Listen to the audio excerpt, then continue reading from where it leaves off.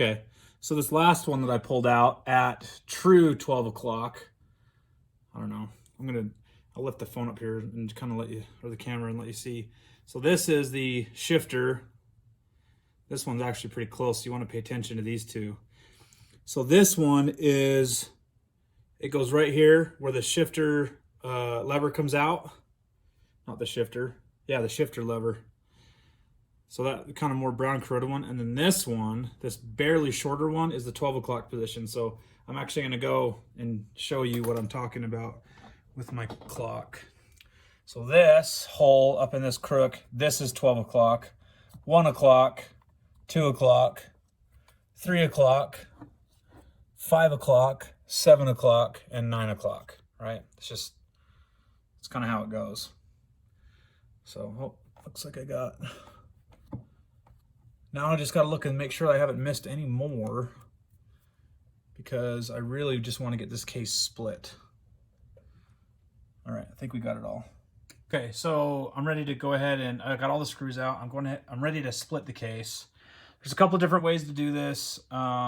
This is the one that I've just set up that is going to work for me. I just happen to have a wheel puller that will fit this. It's barely, it barely fits. So this is actually the one from Harbor Freight, item 6260. I can't remember when I bought this, so maybe item number's changed, or maybe this isn't available anymore. I don't know, but this seems like it's going to work okay.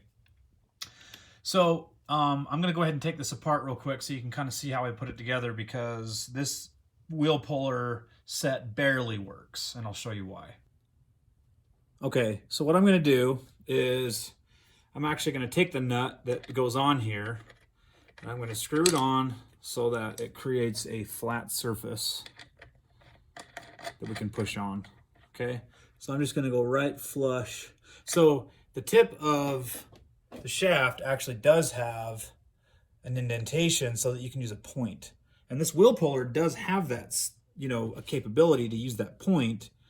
But the length of the screws, things just kind of just barely don't work. So if you look at kind of the main rod that's going to be providing most of the torque, is it has an end that's hollow.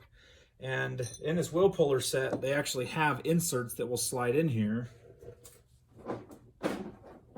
I'm only showing you this because to show you that I've already looked at this, but basically it's just like a flat tip, and it would perfectly just sit right in there, right? It's like what this is designed to do. So that just slides in there, boom. This would sit in there like that, and then you go ahead and start pushing. But, well, obviously after you install the other piece. So what I'm going to do here is I'm going to leave this flat, right, like that. And then what I'm going to do is I'm barely going to allow just a this is barely going to protrude, so that once this gets over it, it can't like slide around. But I got to be careful of the walls of this, because I don't want to put too much force on it that it cracks it. So what I'm going to do is I'm going to face the plate with the bevel side up. These two holes, by the way, are only used for this purpose. So when I actually took this apart, there was nothing screwed into these holes. So this is an M8 by 1.25 pitch hole. So I actually got out my tap set and I cleaned them out and kind of just made sure that, you know, I could go all the way, I could go in far enough. That's what she said. But if I go ahead and just, I mean, I maybe grab, I don't know, 8 millimeters, 10 millimeters of thread here. I mean, I'm not even gonna like torque these, just until I can tell that it gets a little bit snug. So then I got that. Now I can take my tip and it'll start grabbing some threads, and we'll start making things tight. Now you can kind of see how it starts, you know, turning the shaft. I don't actually know what size this socket is. So it looks like this is a 14 millimeter socket. So I'm going to set myself over a 14 millimeter socket, and then we'll start cranking on that bad boy. Okay, so I've got myself set up with actually I'm using a 14 millimeter deep socket on a 1/2 inch drive. Just, I want that extra leverage. I actually probably could use my my air ratchet, but I'm just going to take it easy on this aluminum case a little bit. I'm I'm just gonna take it, you know, one step at a time. That's what I think is probably the best idea. I'm just doing one more little audit here to make sure I don't have any screws that I've missed. Actually, there's one right there. Look, there's a screw right there, folks.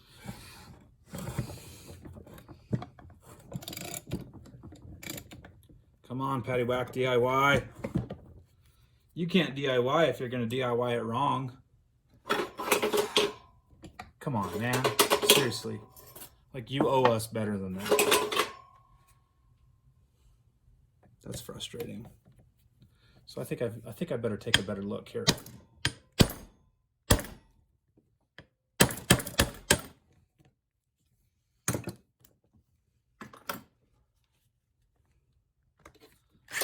Oh. Okay. So there's another one. Man, there's some corrosion on that. I'm gonna have to get my taps out and just clean out all of the threads and make sure I got all the corrosion and stuff out of there. So now I'm just looking around. I don't see any more. So let's go ahead and tighten this again. I want to see this like start. I just want it to.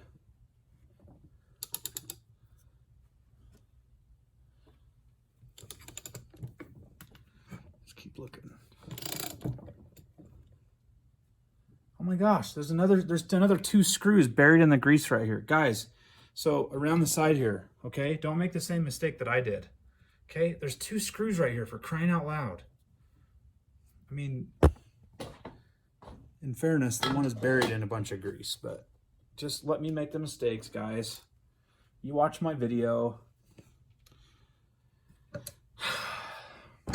Just let me have it in the comments. I know you're itching to. You know, just, do you know what you're doing? Hey, this is a DIY channel. I don't know what I'm doing when I start a project. All right? This is a fly by the seat of the pants. Use your mechanical knowledge and experience and go figure out the problem and solve it. All right? That's what this is.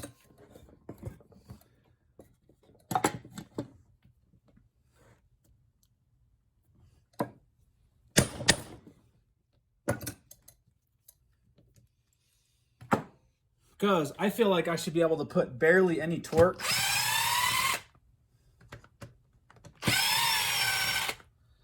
I feel like I should be able to put barely any torque on that, and that case should just split.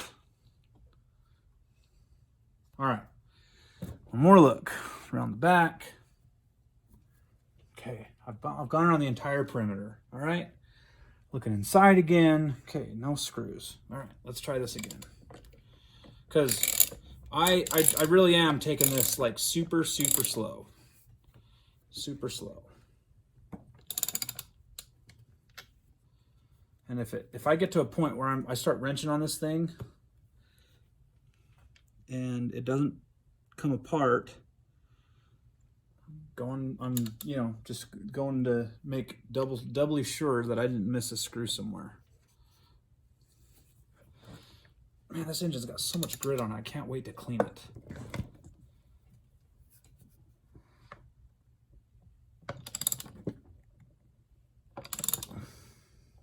Okay, I gotta stop that from turning somehow. I expected that to tighten up to where I might actually just have to put a wrench on the very bottom on the other side of the crankshaft. You know what? I could also try my air wrench. I think the air wrench would take it right off. Okay, so I'm actually just gonna, I put this 19mm nut back on the other side of the crankshaft, and now I got my wheel puller set up, you know, going on this side, right? So I've just turned the engine up, and I'm just gonna start cranking. And at this point, it should start, you know, I shouldn't have to put a ton of torque on this, because the only thing that's holding there we go. There, it's starting to come. Because the only thing that's holding the engine together right now is adhesive, right? Okay, so I figured it out. So one thing I didn't want to do was the crankcase started to split up here towards the front, right? And this gap got to about 1/4 of an inch, and I was like, because the puller is pulling on one side of the engine, right? It's like pulling more towards that upper half than it is this lower half. So what I didn't want to do is tweak anything by forcing it too far. So I'm telling you, like I barely put any force whatsoever on this crankshaft to get it to just crack the front. And then I stopped, right? I don't want to rip out these threads. Again, this is just aluminum, so just, take a pill. So then what I did back here is I'm looking at and making sure, okay, I've got all the screws out. I don't have any snap rings left on any of these, that's and washers that are kind of holding things on. So what I did was I used this area back here, and I just grabbed a piece of wood and I just smacked it with a hammer, okay? And then that basically, now you can see the split is even. And I think what's happening is this bushing right here that goes all the way through. I think that is what is kind of more or less corroded. You can also see some of the kind of the old crankcase seal, not all of it's let go yet. So there was actually, this is where most of the oil and crap was that I thought was leaking out of the crankcase, but it seems to be, at least the crankcase is hard to get apart at least. So anyways, that little tap with a hammer, and again, it's aluminum, you got to be very careful. So I put a piece of wood against it as I was smacking it, and it took me like 2 or 3 whacks, and then all of a sudden it just popped. So just be very careful. Just don't do something you're going to regret. Don't force it. If it's not going, be patient with it. Okay, so with it set up like that, I can now continue to crank, and I'm taking my crescent wrench and I'm gonna hold the clutch side of the crankcase, and we'll just keep cranking this thing apart until it goes.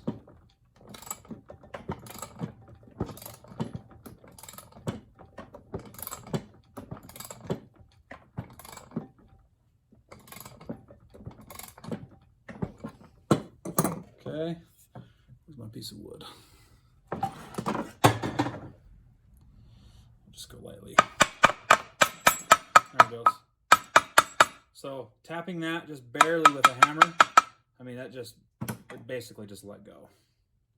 Okay, so I do know that I want the magneto side, just based on some pictures that I saw, I want the magneto side up when I pull this off, because it looks to me like this is more, the magneto side is kind of the lid where you're pulling from, and down here is kind of where everything is just resting down in, all your transmission pieces.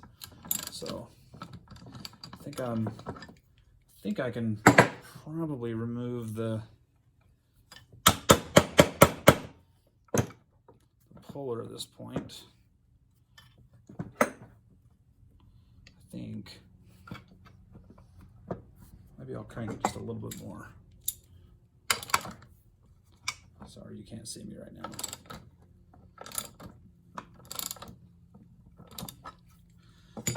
Again, I'm just being uber super patient. The whole idea of this rebuild is I really only want to have to replace the bearings.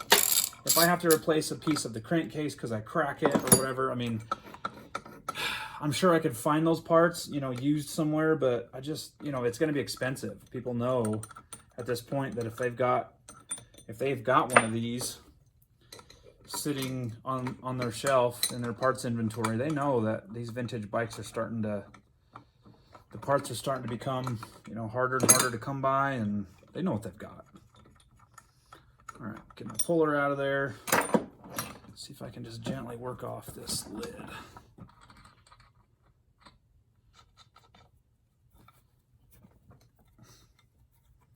Again, it's this, I think it's this bushing back here, but I'm just gonna lift up and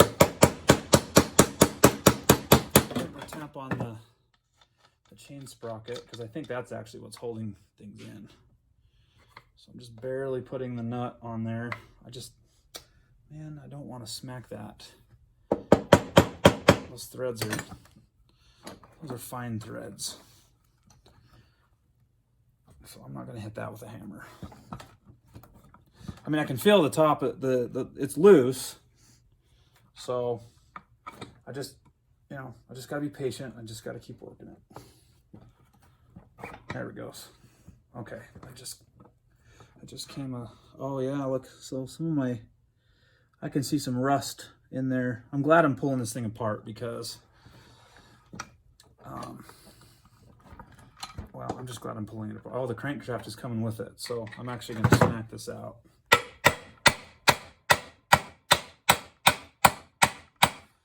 The crankshaft is trying to come out this end with, I don't want it to do that. So I'm just going to gently smack the end of this.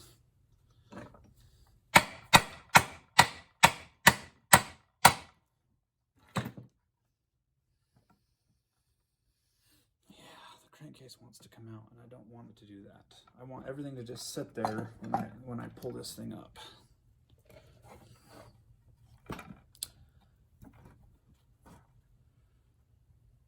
All right, I'm gonna cut to when I get this off.